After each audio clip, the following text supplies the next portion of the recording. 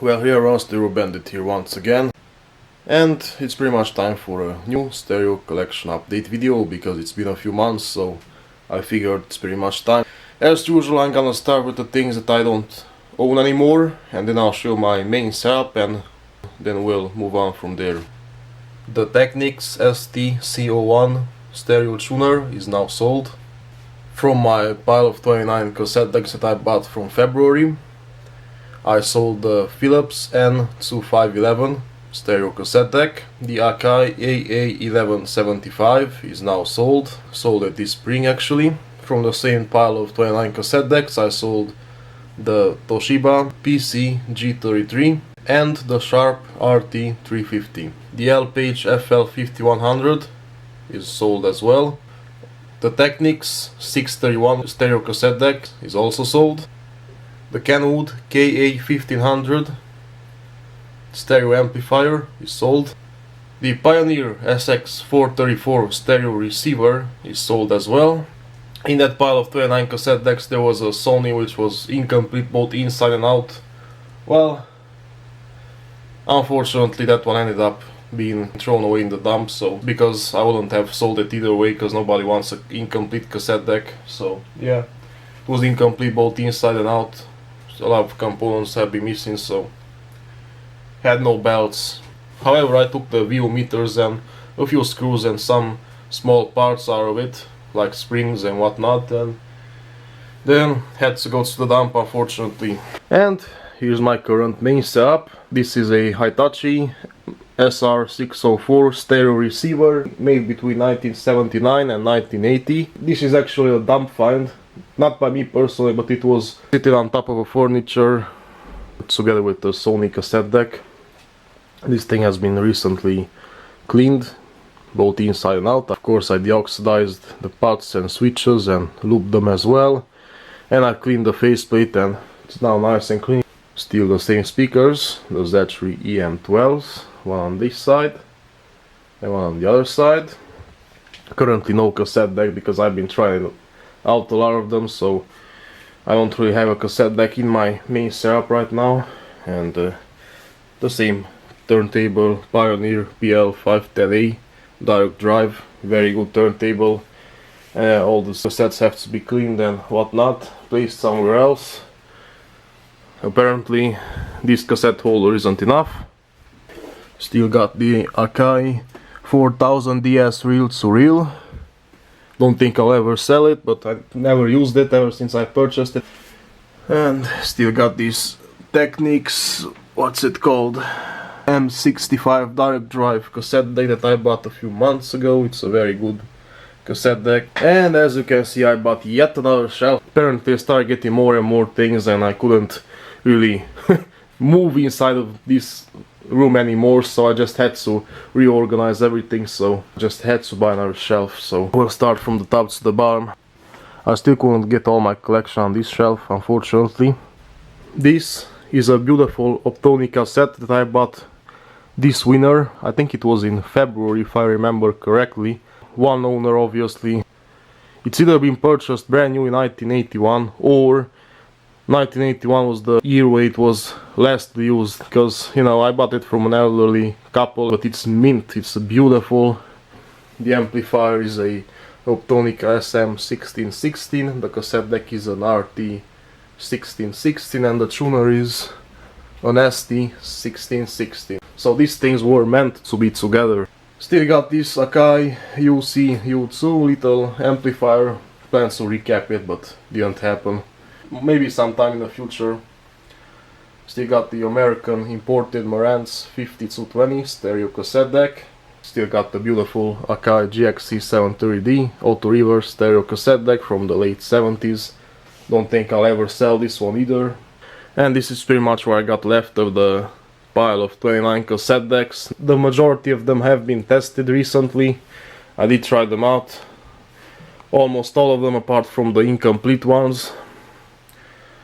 The Philips N5430 is a beautiful cassette deck and it's working. I plugged it in, it's working, everything's great. It just surprised me. The Akai GXC 704D is kind of working, but the view lights don't work.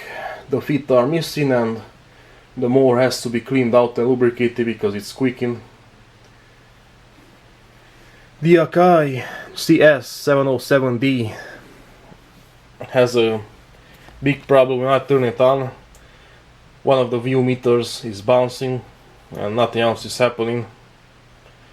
But other than that, the rewind and fast forward kind of works. Same thing on this Pioneer CTF2121. Pretty much the same problem but worse. And here are the two Jvc Kd 35 cassette decks. They both have the same problem, weak belts, they need new belts. One of them is in great condition, the other one has quite a few scratches on the cover. The Pioneer CT300 is in great condition, needs belts obviously, but it works. Kinda has a big scratch over there. The Luxor Power 9204 needs only one belt. And down here are the incomplete ones, apart from the Harman Kardon and that T-Ake, but this one on top is incomplete, doesn't have the knobs and the switches. The other one is incomplete as well. I think that one is an L page and this one is a Luxor. But this one in the middle has the parts inside, so it shouldn't be a problem. This T-Ake, I mentioned it in my previous update video, has the exact same problem. I didn't fix it just yet. I didn't fix it, it makes a weird sound, but other than that, mechanically it should work. The Harman Kardon HK 1500 has bad belts. Something's wrong with the piano keys. It feels like they're broken or something. I don't know, I'll have to check that out. That Jvc Kd S200 stereo cassette deck on the bottom. It's missing the cassette door, as you can probably see in that dark corner. Still got this Blaupunkt AC600. Didn't try it out properly, I just placed a piece of cloth on it because it's in pretty much mint condition. I want to protect it so I can put some light things on top of it. The Hitachi D3300M needs new belts. This is a very fancy cassette deck, but I'm not really a fan of these computerized ones, but it's alright. And this NAD 6040, I think it needs new belts as well, I'm not really sure. But I remember trying it out, so yeah, I think it does need new belts. These two Akai CS702D Mark II should work fine. As you can see, one of them has a correct plexiglass for the view meter, but the other one's in better condition. They obviously have some scratches on the cover, but I don't really think I've tried them out properly, but I guess that they both have weak belts. But other than that, I could get them both running properly.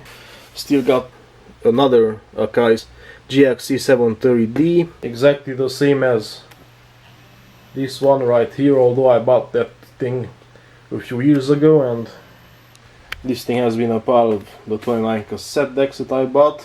This should work, but it has weak belts, and as you can see, the eject button is bent, unfortunately, but that's not a problem.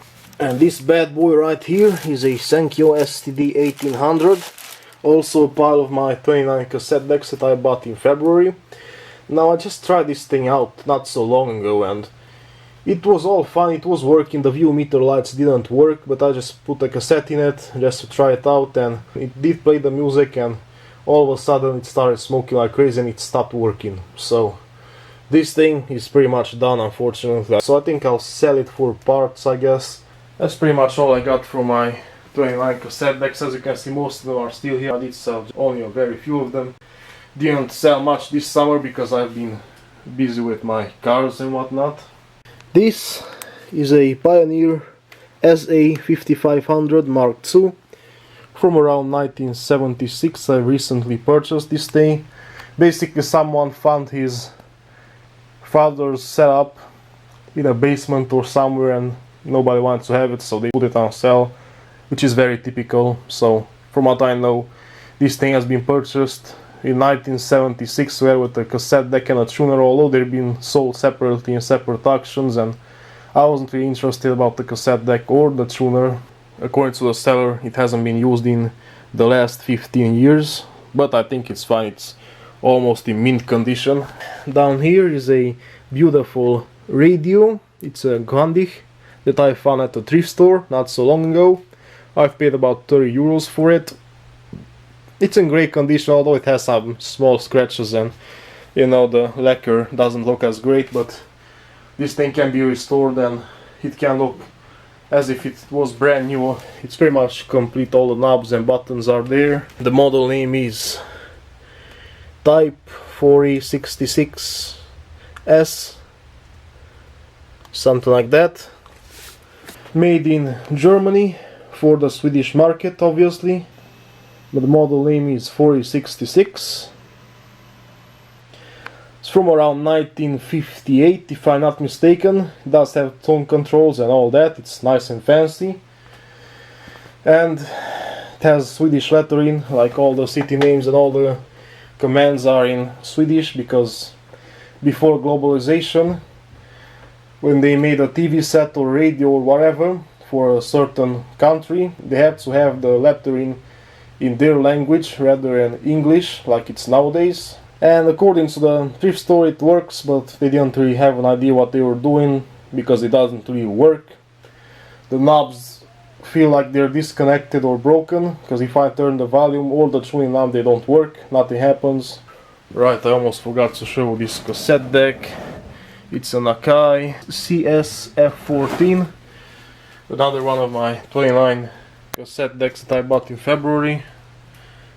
Thing needs new belts. Up here I still got my 1982 Hitachi HTA 4000 receiver together with the D85S cassette deck that I bought in 2012 and the cassette deck a bit later. And they've been just sitting there, never been touched. I just moved them around. Once they were there, then they were here and whatnot. And obviously here's the Pioneer SX1250 stereo receiver, the receiver of my dreams that I'm never gonna sell. Now there are a few things that I don't wanna sell, but I'm not 100% sure whether I'll keep them or not, but this is pretty much the only unit that I'm 100% sure, not 100% but 1000% sure that I'll keep and never ever sell. Of course it's covered in bubble wrap, and it's mainly for protection against dust and whatnot. And the Hitachi SR2000, pretty much the same place where it was. Haven't done anything to it ever since. And still got the exact same speakers, didn't sell anything. Usually don't sell speakers all so often. Still got these Jvc SP33, I believe they're called.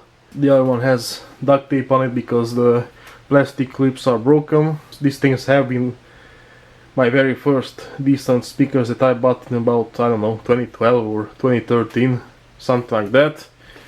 And I still got these beautiful Philips speakers that I found at the thrift store a year ago or so. And I still have this Swedish Sonob OA5 from 1971, although the model itself came in the late 60s, so hasn't changed. I'm not planning to keep these, although I have to fix the tweeters because the tweeters don't work, so yeah, maybe a recap should do the job.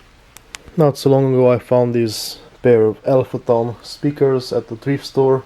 As you can see, the design is similar like the Sonabs. They're stand-in matchbox speakers. They're two channel, as you can see. There's the tweeter over there. These are the grills for them. They're actually loose. I'll have to fix them up. But other than that, they're alright. They have a few scratches and whatnot, but this is the typical logo. This is the Sony TC188SD cassette deck that was found in the dump together with that Hitachi receiver. That's currently my main setup. Plan to fix it up and sell it as well. And this one is a Sankyo Std 1510 that I personally found in the dump. It was actually sitting on a box.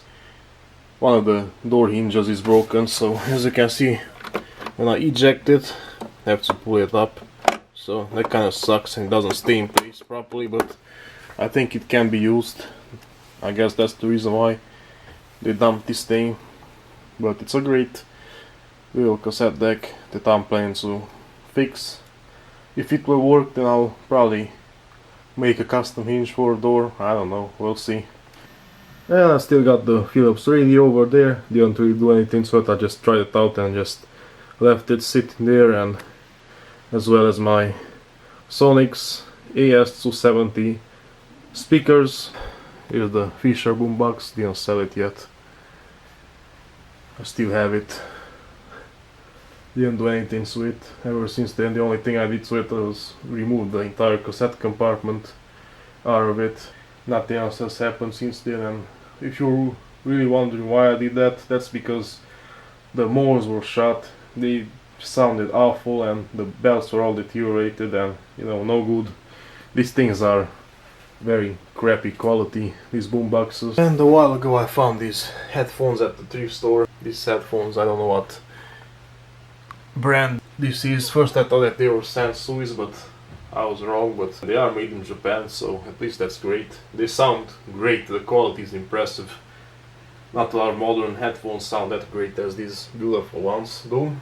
Well, really that's pretty much it. Anyway, now I'm gonna end this video. Hope you liked it. If you did, why not thumbs up, check out our videos, and if you like what I'm doing, subscribe, and I'll see you next time. Cheers.